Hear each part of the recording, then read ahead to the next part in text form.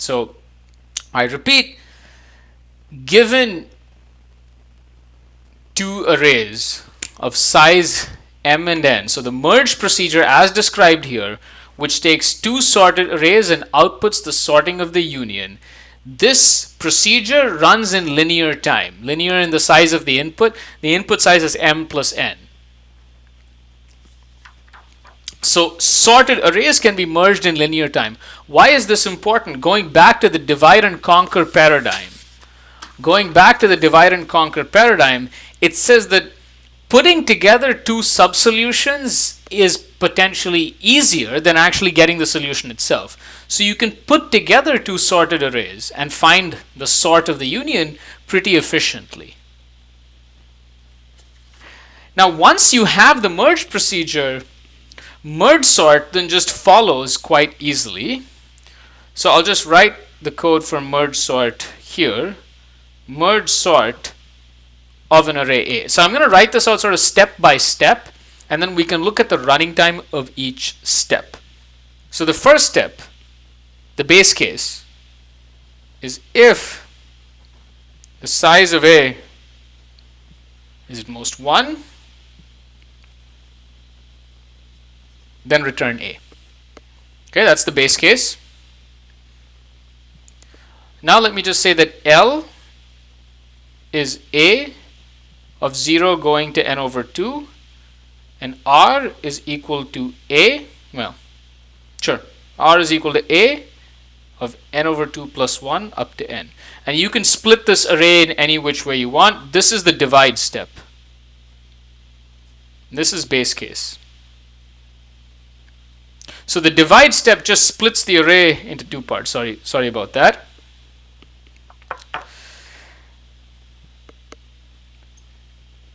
Now we do the recursion. So we'll just say L is equal to merge sort of L. I'm just saying that you just reassign it to L, right? So this is going to create some output, and you can just copy that to L. And then we'll say R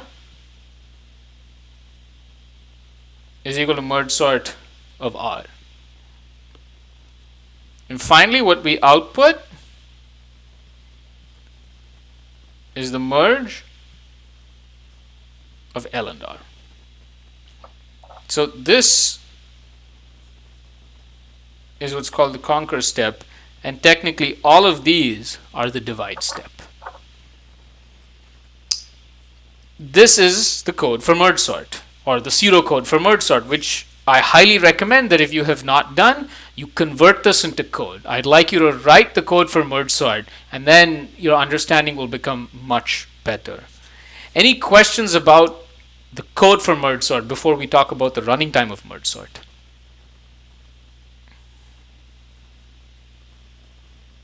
No, I didn't mean to cross it out. So that's actually correct. Sorry, that was a mistake. So R is equal to, so just to draw the picture over here, this is L and this is R, and the entire thing was A.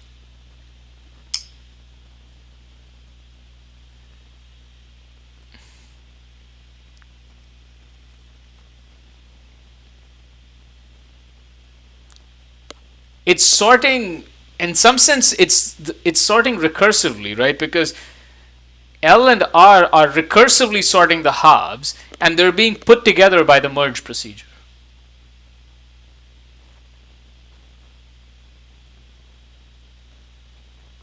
That's effectively, well, I mean, the sorting is happening at all different levels. And actually, we will understand this when we do the runtime analysis. But you're right. This is where, so think of it as what happens is that you split A into two parts. L is going to get sorted recursively. And you're saying, how is it going to get sorted recursively? And I said, don't worry about that. It's like a proof by induction. When you say, how can you assume the induction hypothesis? Well, you say, don't worry about that. I'm just going to show you that by assuming the induction hypothesis, you can move to the next step. And a proof by induction is really, the same thing as a recursive piece of code.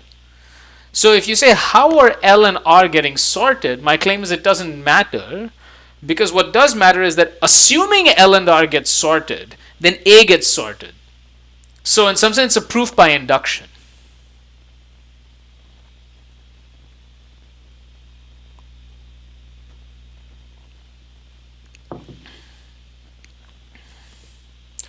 Questions?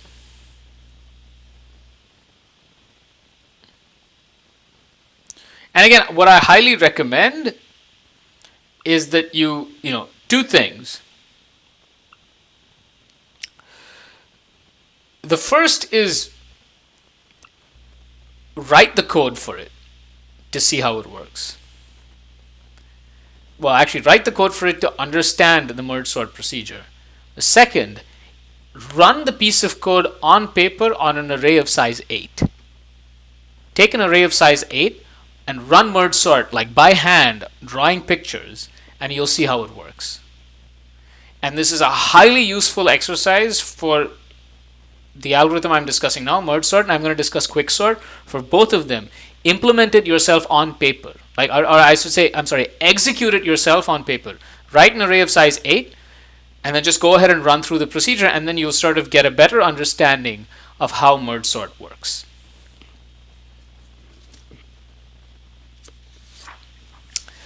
Now the next step for us in sort of understanding divide and conquer is to understand the runtime, is to understand the running time of merge sort. Okay.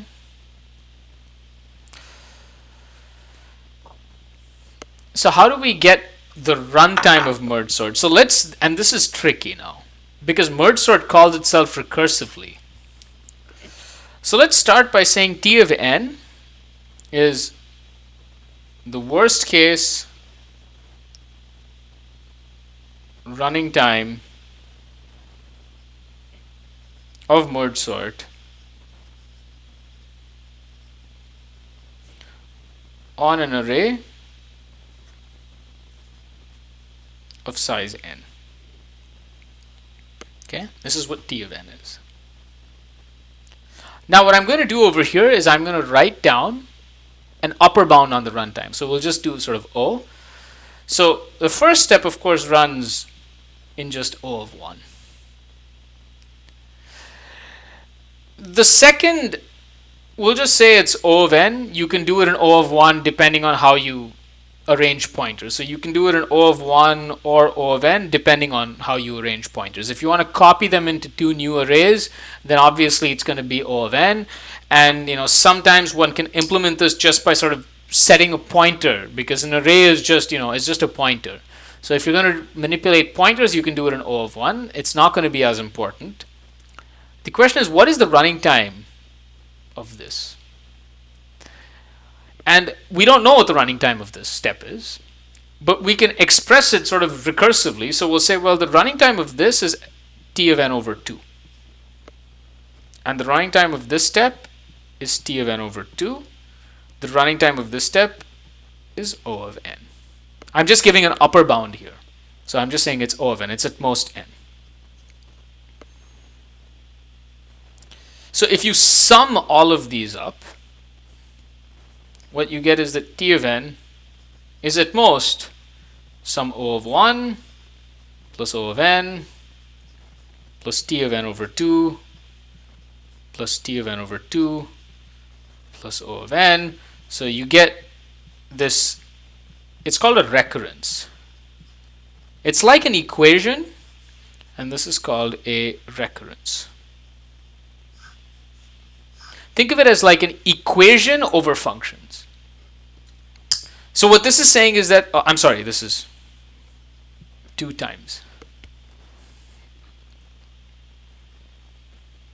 It says that the running time of merge sort on an array of size n is at most 2 times the worst case running time of merge sort on an array of size n over 2 plus a linear term. And the linear term you can think of was the merge. So what is the 2 over here? That is the number of recursive calls. Merge sort makes 2 recursive calls. What is n over 2? That is the size of the recursion input. What is this? This is the time to merge or combine the subsolutions.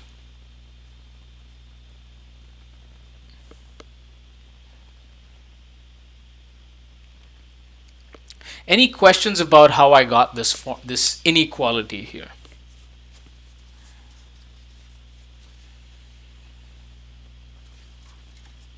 Any questions?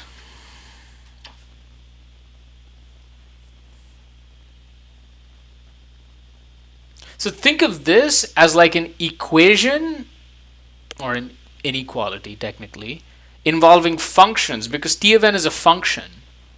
And you're saying that I don't know how to upper bound this function, by n, but I can upper bound T of n as a function of T of a smaller value of n.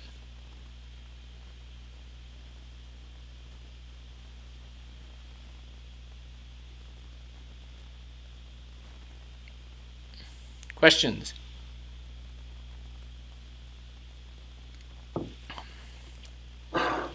Okay. Let me proceed.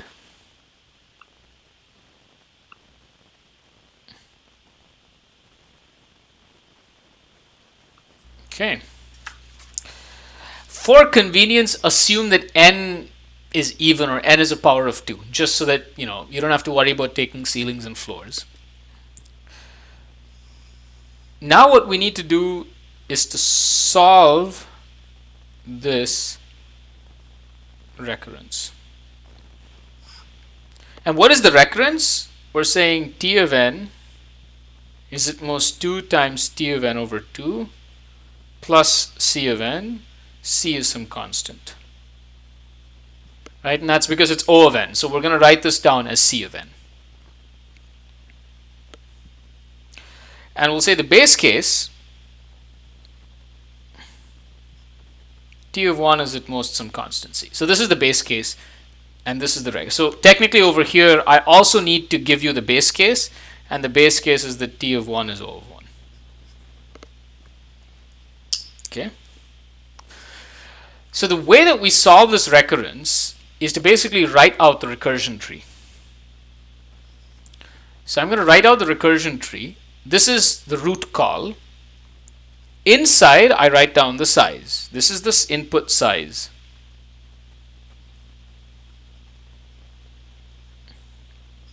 Now it makes 2 calls. The input size is now n over 2. The input size becomes n over 4.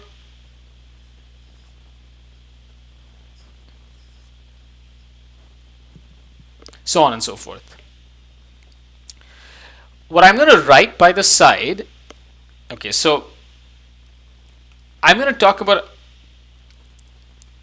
what I'll call the work done at a node.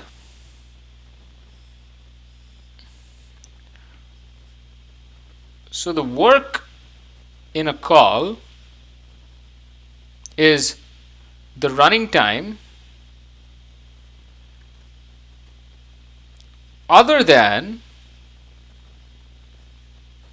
the recursive calls. So what I mean is, I can look at Mergesort.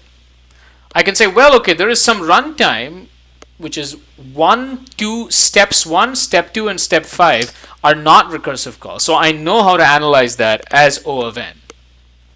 So the work done in this call, I'll say, is whatever is done other than the recursive calls, because any work that is done there is part of the recursive call. So in some sense, you're saying anytime there's an operation, I'm associating it with some call. So the work done in a call is the running time of the operations that are not recursive calls. By the recurrence, what the recurrence says is that the work done in any call is at most linear. This is just saying that the merge step and everything else other than the recursive call are linear. So what is the work over here? It's at most C times n.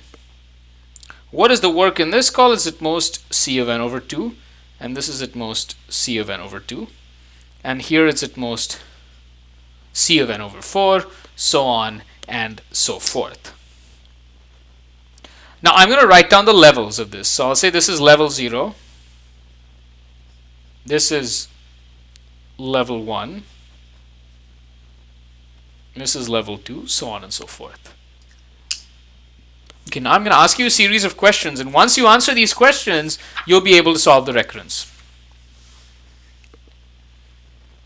Okay, so remember, this is the tree here. Just to keep the tree, or maybe I can even keep the tree, in the side. Okay, so hopefully, you can see the tree over here.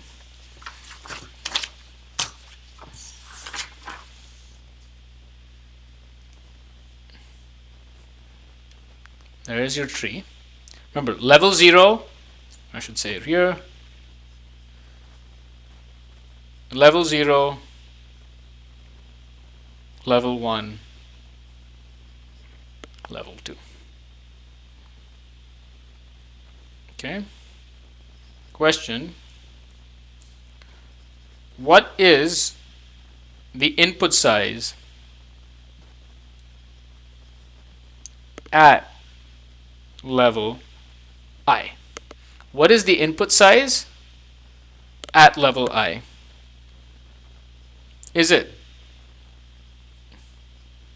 n divided by 2 I plus 1? Is it n divided by 2 to the I? Or is it 2 to the I? What is the input at level I?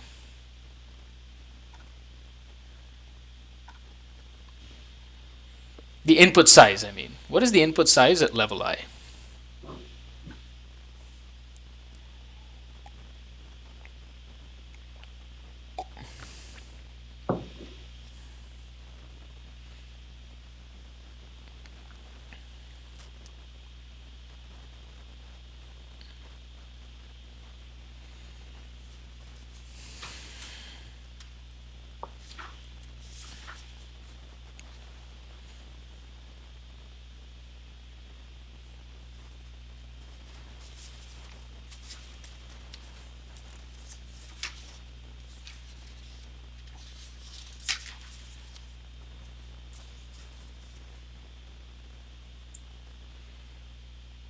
Okay, so it seems that most of you have seen the answer is n divided by 2 to the I, and the reason for that is that at level 0 it's n, at level 1 it halves, at level 2 it halves again, so at level I it is halved I times, and it's n divided by 2 to the I. Now my question is, how many calls at level I? And this should have been blue, of course. Sorry. How many calls at level I? Right, so as you go down the tree, there are calls at various levels. So hopefully, when you see the picture, the terminology makes sense that as you go down, there are more and more recursive calls at a particular level. So is it 2 times I plus 1? Is it n divided by 2 to the I as before? Or is it 2 to the I? How many calls at level I? How many calls at level I?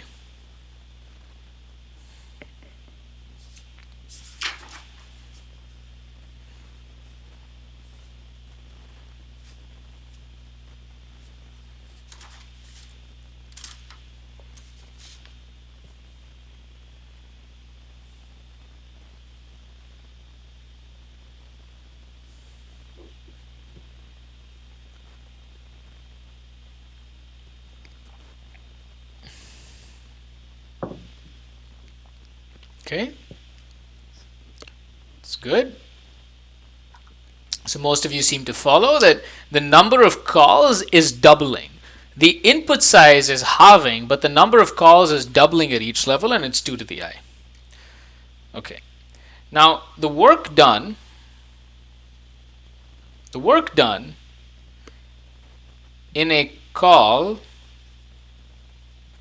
at level I is at most c times the size of the input. And the size of the input was n divided by 2 to the I. So it's at most c times n divided by 2 to the I. Right? That is the work done in a call at level I. Okay, now that you have this, I'm gonna take this picture out and keep this over here. I'll see if I can keep this on the side. Maybe as follows. There you go. So you have this picture on the side. Okay. Now my question is, what is the total work done in all calls at level I? So this is not the work done in a single call. That's at most c n divided by 2 to the I. The question is, it's the total work done in all calls at level I. So is it at most c times n? Is it at most c times n log n? Or is it at most c times n times 2 to the I?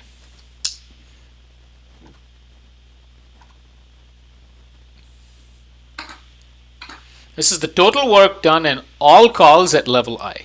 How much is it?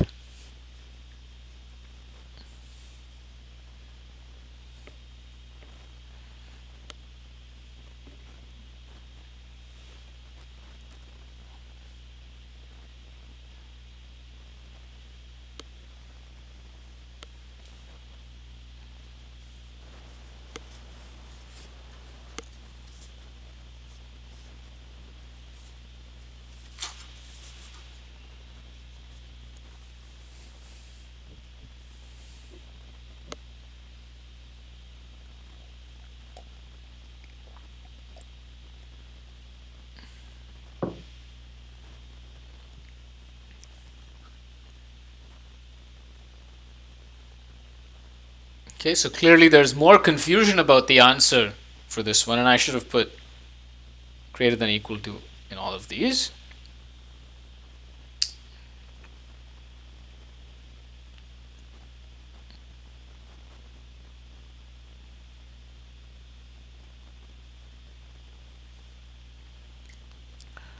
This is not as obvious to see unless you work it out on paper, but it's at most c times n. Let's see why that's the case. So the total work in all calls at level I is at most the number of calls at level I times the max work in any call at level I. Now, you already answered these questions. How many calls at level I? That was 2 to the I. So this is at most 2 to the I. What is the work done in any call at level I? Well, that you argued was c times n divided by 2 to the I. And lo and behold, the 2 to the I cancel out and you get c times n. So this is the total work done in all calls at level I. This is at most c to the n. I want to pause here and take any questions, because then we're going to sort of complete the analysis now.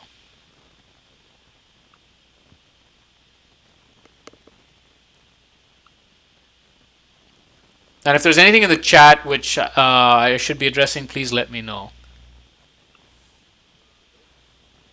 Okay. All right, very good. Now that we have this, what is the total work overall which is basically the same as the total running time.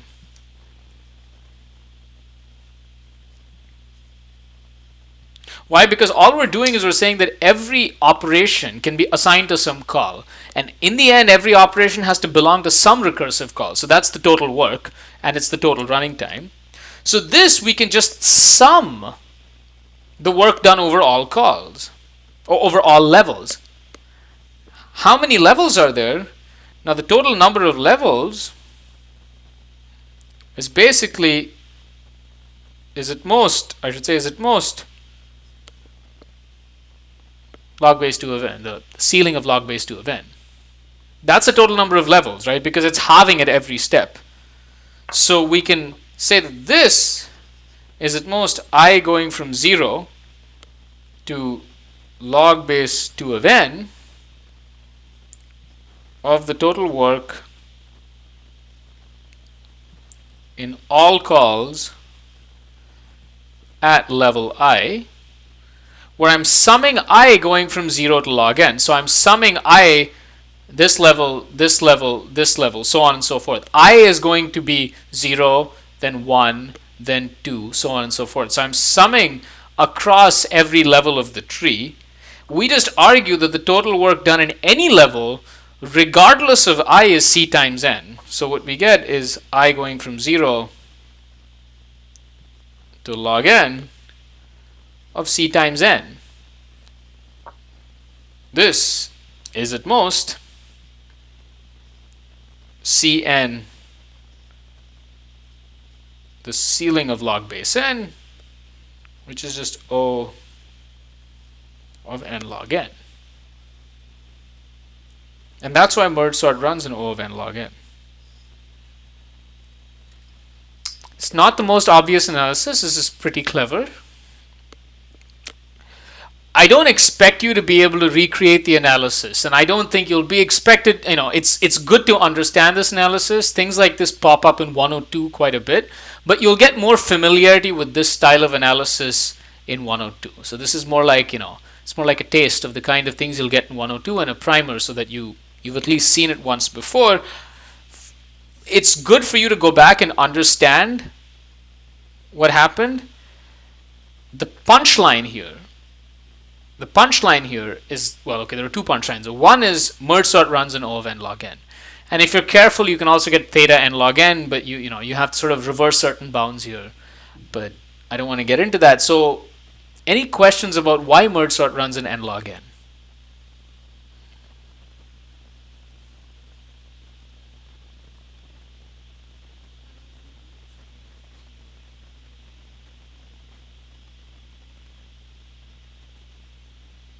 I mean, I guess I just used work as a term. I have defined work to be the running time other than the recursive calls. I've just defined. So think of it, I have defined work to be the. So in some sense, what is the problem with the analysis of this is that because it's recursive, there are operations happening in all the recursive calls, and you don't know how to sort of collect it all together to say, oh, this is O of n or n square n log n. Like if you have for loops, then it's easy to argue. So what you have to do is you have to sort of say, okay, in any recursive call, there are some operations that are not recursive. That's just part of the call. And then there's some recursive call happening. So let me just focus on what is happening in that call other than the recursion. And that's what I'm referring to as work. It's not the total running time of this call, because the total running time of the call includes the running time of the recursive calls. So work is like a term that's just I'm using to exclude the recursive calls.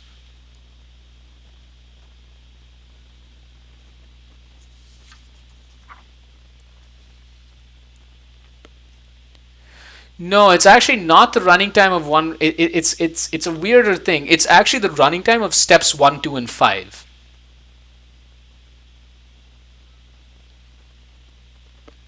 Yeah, so you're looking at the running times of steps 1, 2, and 5 in that call.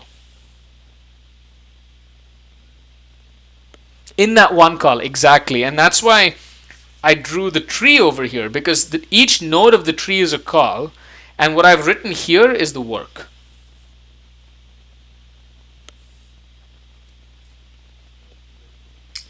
Do you mind calling them out?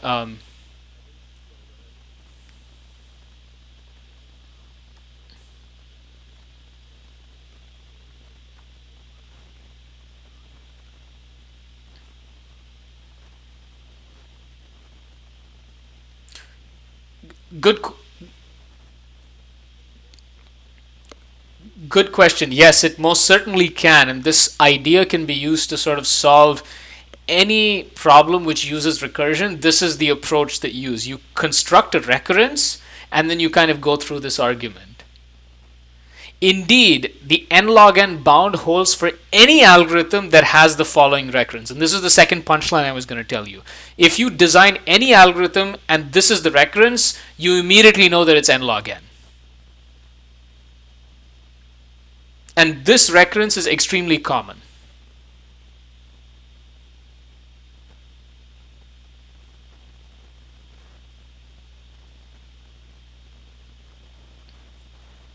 Exactly. Yes, the sum over here is n log n. And the n log n happens because, going back to this picture, the total work done in any level is actually kind of the same. Because it's like either you have to merge two arrays of size n over 2, that's what happens here, or you have to merge two arrays of size n over 4, but you have to do it twice. Over here, the merge call is going to merge two arrays of size n over 8, but that is going to happen 4 times. Right? So essentially, when you put it all together, you see that it's the same upper bound of work for all the levels when you sum it up. So instead of trying to look at it sort of call by call, you do it level by level, and then you see the pattern in what happens. And you say, oh, all the levels basically have the same running time, and so I upper bound by n log n. There are more complex recurrences where actually it will not be the same, but essentially, it's this is the idea of how you approach a problem or approach giving runtime bounds for a recursive algorithm, is you construct recurrences. We will see more examples of this in the next few lectures. Any further questions?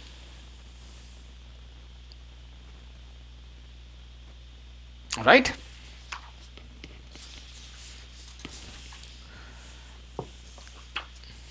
So at this point, I want to sort of recap and give you, at this point, like 3 punchlines.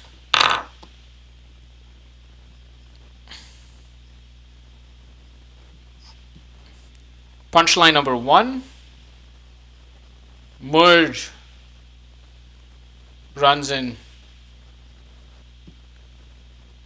linear time. And this is merge sorted arrays. This is generically referred to as merge, but I should say merging sorted arrays can be done in linear time. That's what we did at the beginning. Second, merge sort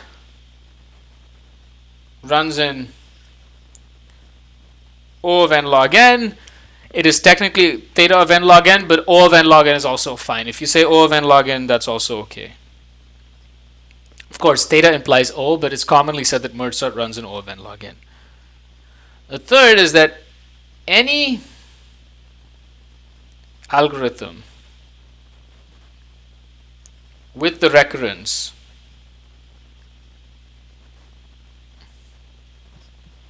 T of n divided by 2 times T of n over 2 plus C of n, and T of 1 is at most C, runs in T of n equal to O of n log n. Okay, these are the 3 takeaway points from this lecture. Again, I encourage you to go and read through how the proof is done, but it's okay if you can't reconstruct that on your own. That's completely fine as long as you remember these takeaways. You do need to be able to code up merge sort on your own, though. That I expect you to be able to do. These are the takeaways regarding merge sort.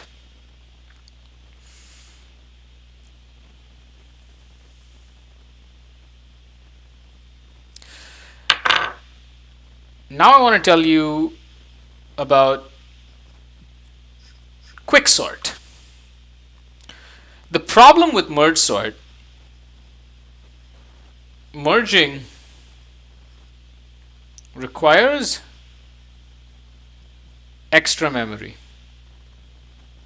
Right? So when you start with the L and the R, when you're merging L and R, you have to sort of allocate this bigger array whose size is L union R, and then you sort of, you have pointers here and you move the pointer there. So this requires extra memory. And indeed, the extra memory is it requires basically theta of n memory. It requires essentially you to effectively allocate as much memory as data you have, extra memory. And therefore, this is not what's called in place. So in place sorting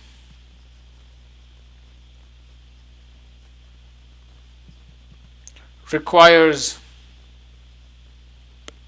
typically only O of log n extra memory. And the O of the log n usually comes from a recursion stack. But you only need log n extra memory for an in-place sort. If you think about it, heap sort is in place, right? Because heap sort doesn't need to allocate extra memory. So heap sort is an example. But in general, the best performance in practice is obtained by an algorithm called quicksort. The analysis of quicksort is quite complex and is beyond the scope of this course. On the other hand, there is a fundamental procedure within quicksort, just like mergesort had this punchline of merge. Quicksort is going to have a core procedure called partition, which is something that you need to understand well. So how does quicksort work?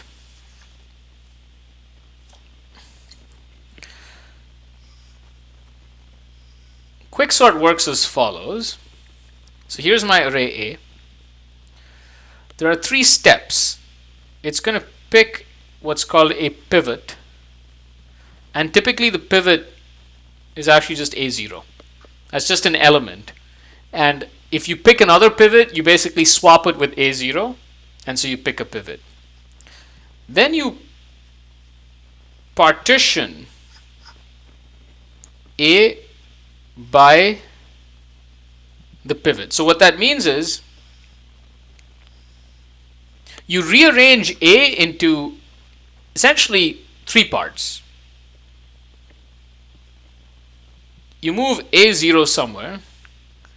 You put everything less than A0 here and everything more than A0 here. Let us assume that the elements are distinct. It's easier to describe that way, but it can also deal with elements being non-distinct. So assume the elements are distinct, just for convenience. The part to the left, which is the less than A0, has not been ordered or sorted.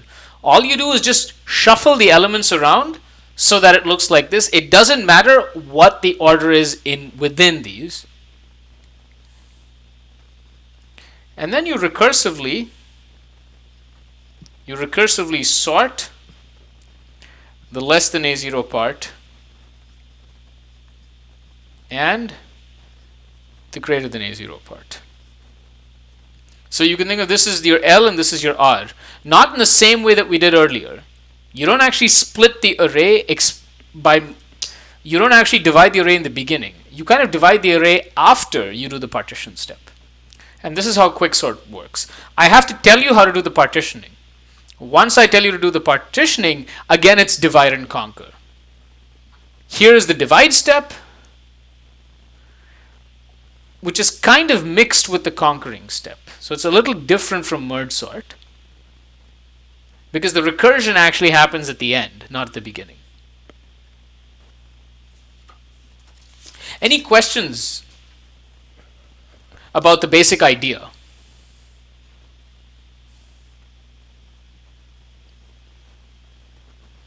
This would be in place if the partitioning can be in place.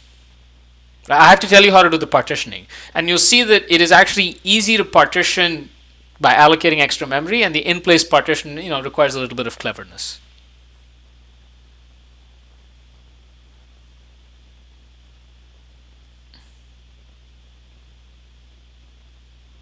Any other questions?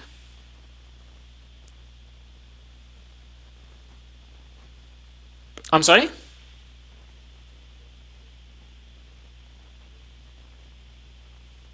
They will have the same runtime. So we'll see that. So the reason I'm giving you the non-in-place partition is just to show you that there's a very easy solution to partition.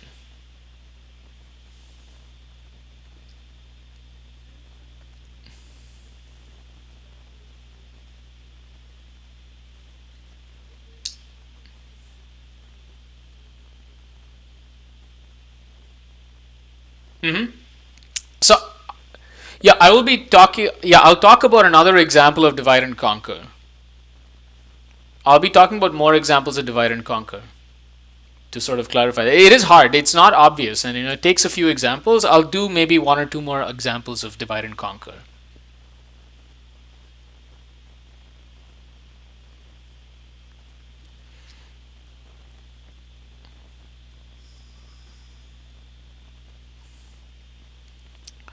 So how to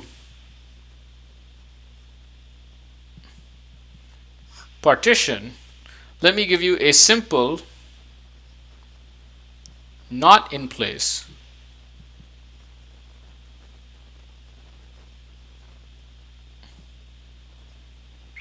solution, which is really easy. I'll just say that step 0, as I call it. So let's say you have A over here. Right? Here's your array A, and you need to partition by A0. Create empty array B of the same size. Oh. So here's your empty array. There's B.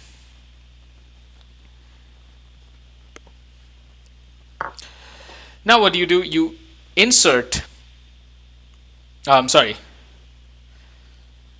single for loop over A to copy every element less than A0 into B. Right, it's pretty easy. You could run a single for loop over here, and you simply copy everything that's less than A0 into here.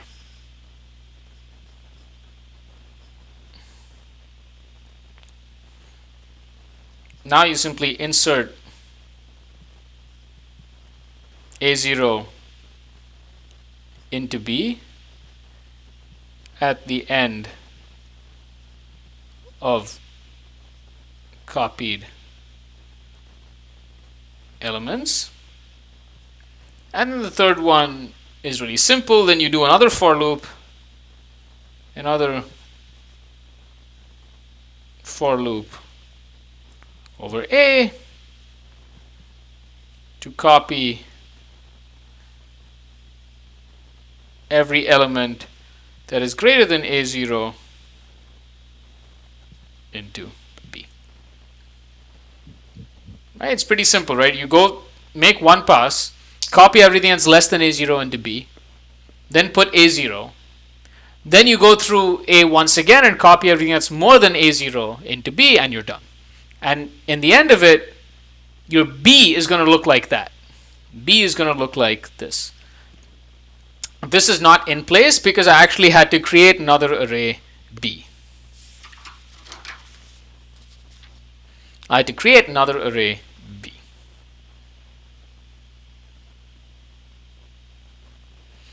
Any questions about this?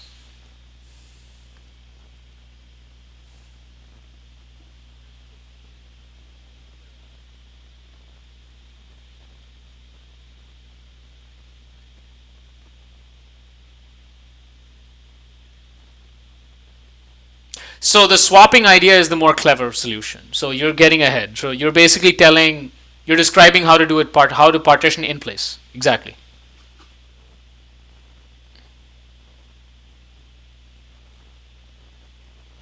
Any questions?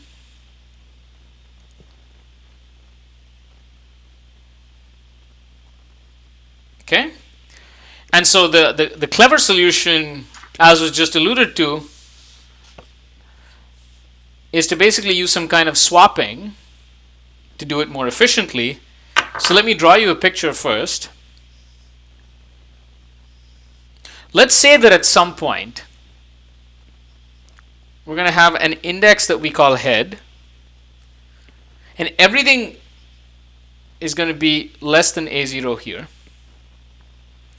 or which is less than the pivot, and there's going to be something called tail, and everything here is going to be more than a0 or the pivot value. Now what do? There are three possibilities. If a of the head is less than a of 0, then just do head plus plus, increment the head. If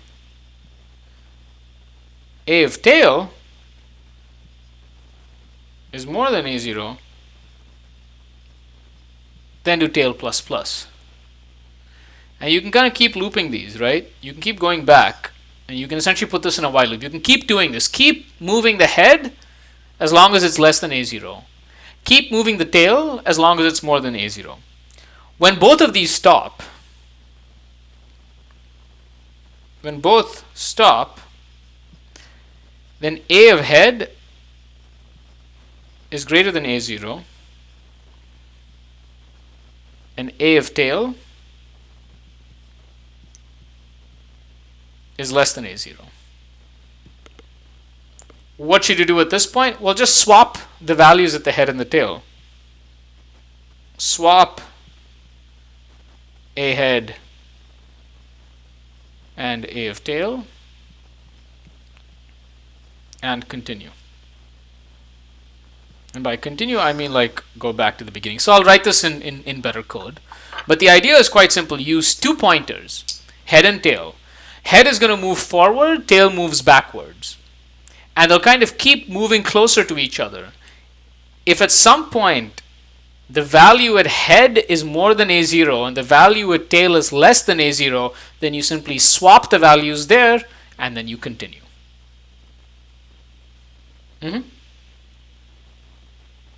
I'm very sorry, you're right. You should be decrementing the tail. Thank you. Thank you. Yes, you should be decrementing the tail. My apologies. You decrement the tail.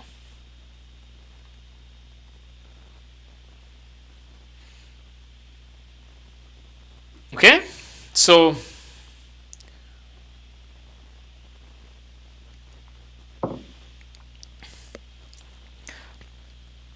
yes.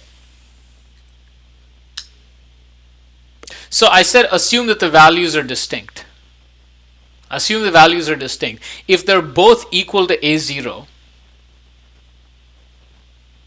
what you can do is you can actually have a less than equal to in one of these.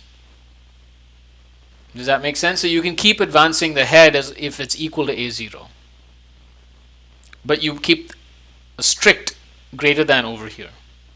And then that will allow for the conditions to work.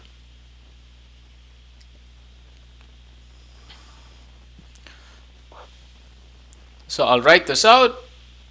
First, I'll describe the partition algorithm. And the way that partition works is usually you have an array and a pivot.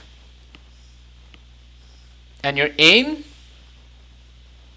is to move everything less than the pivot there, everything more than the pivot. I'm assuming values are distinct.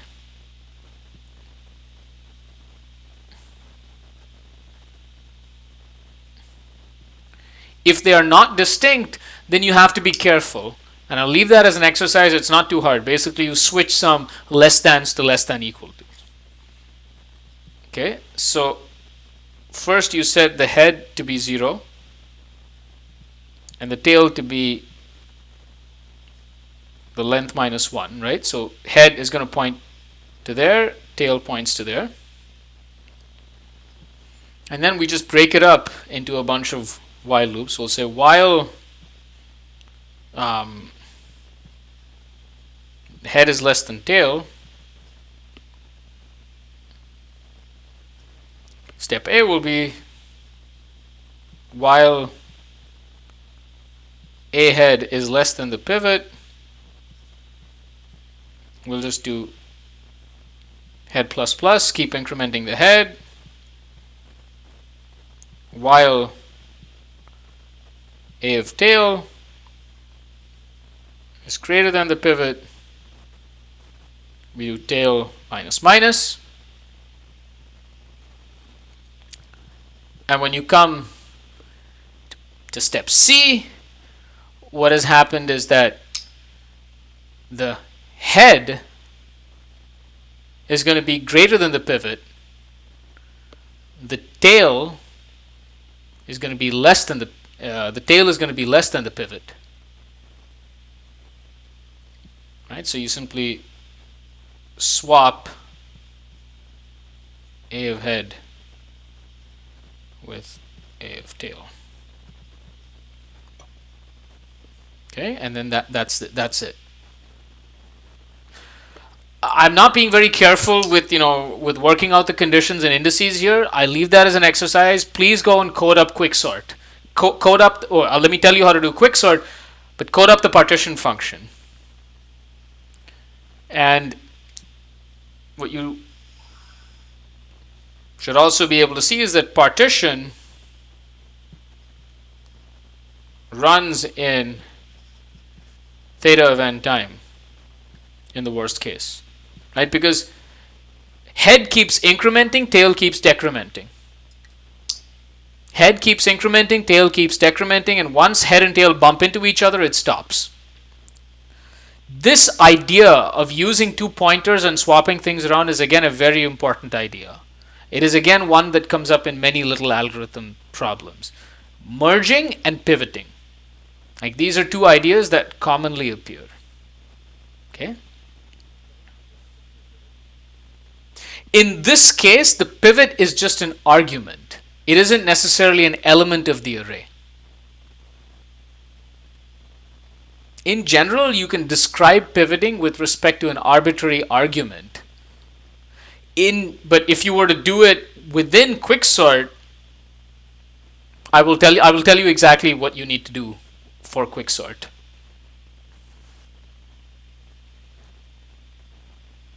Any questions?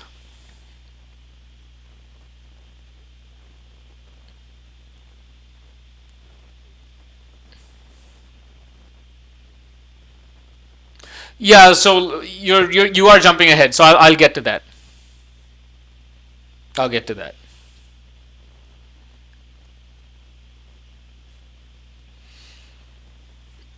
Okay, so now let me describe. I'm sorry, yes?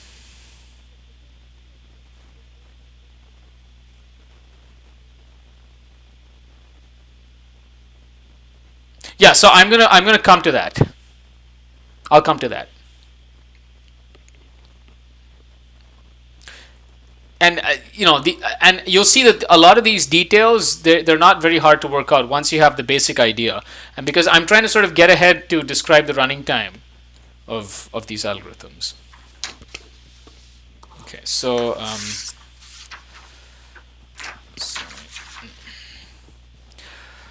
now let me describe quicksort.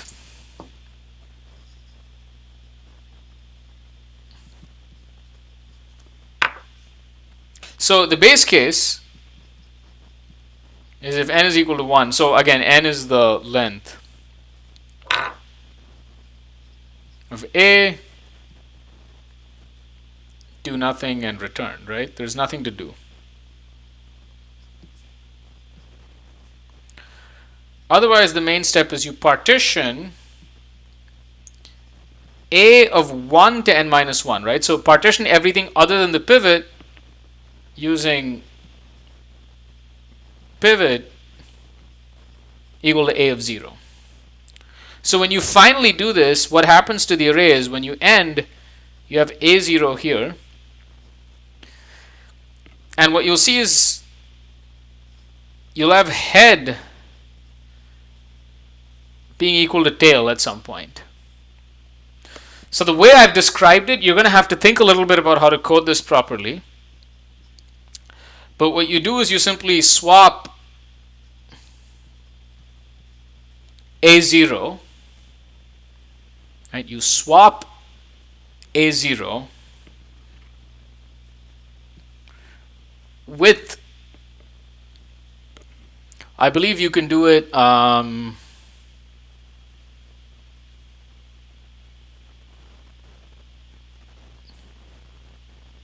actually, so look at where the tail pointer points to.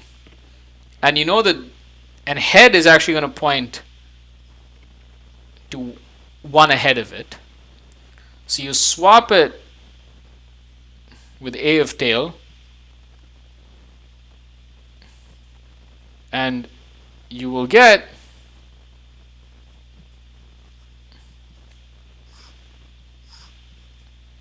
A of 0 somewhere in here.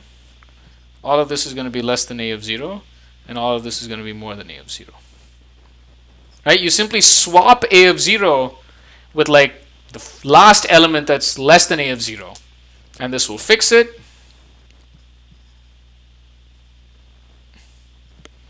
And then you do A of quicksort, A going from 0 to tail minus 1, quicksort A, I'm sorry, you run quicksort of A of the head to n minus 1. Okay? And that's how you do quicksort.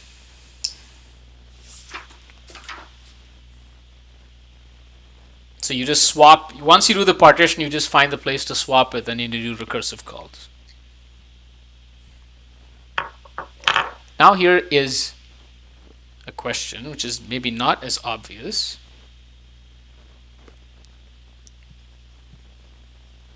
What is the worst case recurrence for quicksort? Remember, all of this takes O of n. Is it going to be T of n is at most 2 of Tn over 2 plus O of n? Is it going to be T of n is at most 2 times T of n minus 1 plus O of n? Or is it T of n is at most, what is the worst case recurrence? Recurrence is like a formula for the runtime, right? Just as for Mergesort, remember for Mergesort, let me pull up my notes here. I wrote T of n as the worst case running time of Mergesort an array of size n, and I expressed it as the sum, and this gave me this sort of formula, this equation in T of n that I needed to solve. That is the recurrence.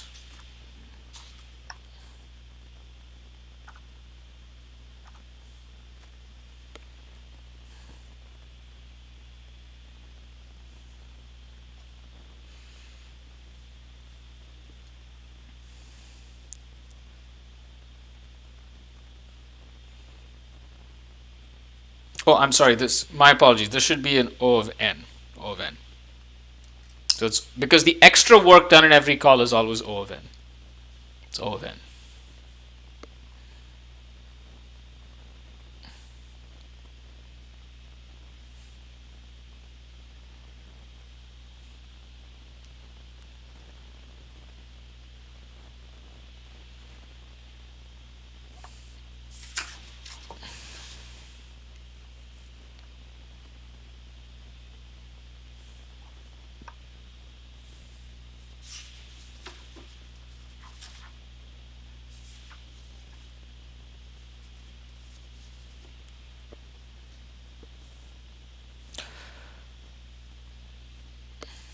It's a much more challenging question. By the way, in case you're not doing this, I want to encourage you that, when I ask these questions in class, go back, I scan my notes and put them up. Go back and make sure that you understand the answers to all of those questions. And that will tell you like how well you're understanding. If you can answer all the questions, then usually you'll be able to understand the material. So this one was a tough one. It's actually it's not either of these. So let me tell you why it's not this. Because tail could be much larger than n over 2. I mean, maybe head or tail are actually sitting over here. They could be over there, in which case this is not n over 2. In the worst case, it could actually be n minus 1. In the worst case, it might actually be n minus 1, or it might even be like 1. So the head or tail could be at either end, in which case you're not going to get this. Now I might say, so I could do this because each of this is n minus 1 and this is n minus 1. But this is an overkill because if one of them is n minus 1, the other one is smaller. Note that the sum of sizes is always at most n minus 1. And the worst case actually happens when it's exactly n minus 1. So if you look at this recurrence, that's saying that your initial call is n, the work is at most c times n. It makes one call of size n minus 1. The work is c times n minus 1, which makes one call of size n minus 2. The work is c n minus 2, so on and so forth. The total work essentially is at most c times the summation of I going from 0, I guess I going from 1 to n of n, and what you get is this is O of n squared. And if you're sort of careful with this, you can even reverse the bounds.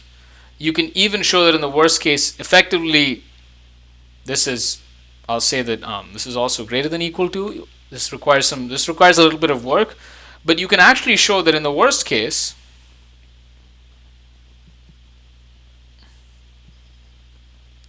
quicksort takes basically omega n squared time. And when does that happen? It happens when you partition. This is a of 0, and everything here is greater than a of 0. So there's no divide step. And when does this happen? Remarkably, this happens when A is sorted. Which is sort of ridiculous that when the array is sorted, quicksort takes the most amount of time. When the array is already sorted, quicksort takes the most amount of time. So then why would you use quicksort? And the problem is, it seems like the pivot here was a bad choice of the pivot. If you had chosen a different pivot, then maybe things would work. And indeed, what is done in practice is something called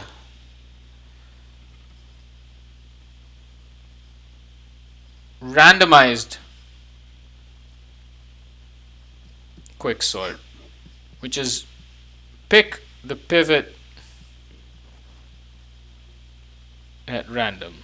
So the way this works is you pick a random, technically a uniform random, which means that each is going to have the same probability. So you pick a random I and swap A0 with AI, and then you run quicksort.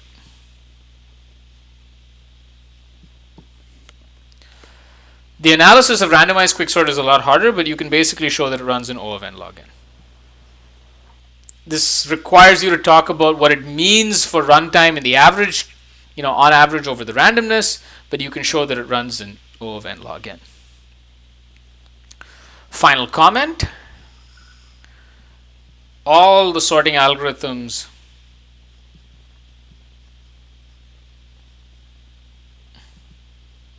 discussed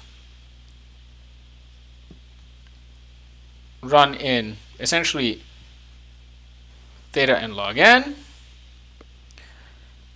and we cannot beat this bound. We cannot beat this bound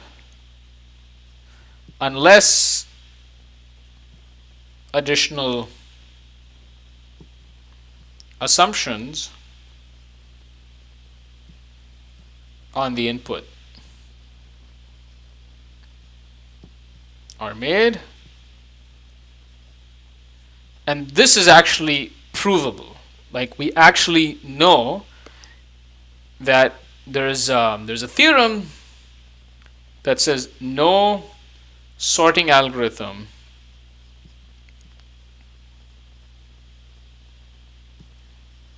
that only uses comparisons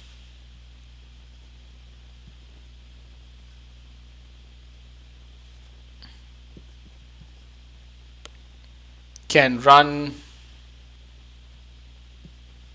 in time better than, well, it's essentially, you can think of it as like n natural log of n. I mean, so if the sorting algorithm only uses comparisons and doesn't use anything about the numbers themselves, then it cannot do better than n log n. And that's what happens in all the algorithms we discussed. They only use comparisons.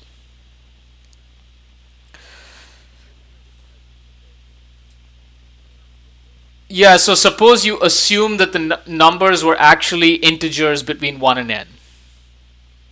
Then you can do some kind of bucket sort, or you can do what's called counting sort. Or if I told you that the numbers were uniformly distributed between 0 and 1, then you can do various things. Or if I told you all the numbers are 3-digit numbers, then you can do things like radix sort. So then you can actually beat n log n. But if you don't assume anything about the numbers themselves, which is what in all of these procedures, we just say you just compare and you decide to swap. That's called a comparison-based algorithm, and a comparison-based algorithm cannot run in time better than n log n. I put natural log. I mean, this is because there are some technicalities as to why I put natural log over there. Don't worry about that. In general, it's basically this bound of n log n is the best. This is optimal for a sorting algorithm that only uses comparisons. Okay, so I wanted to so yes.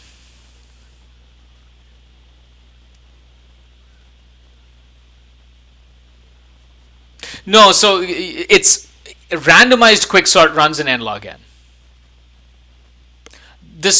Now you might say, what does it mean for a randomized algorithm?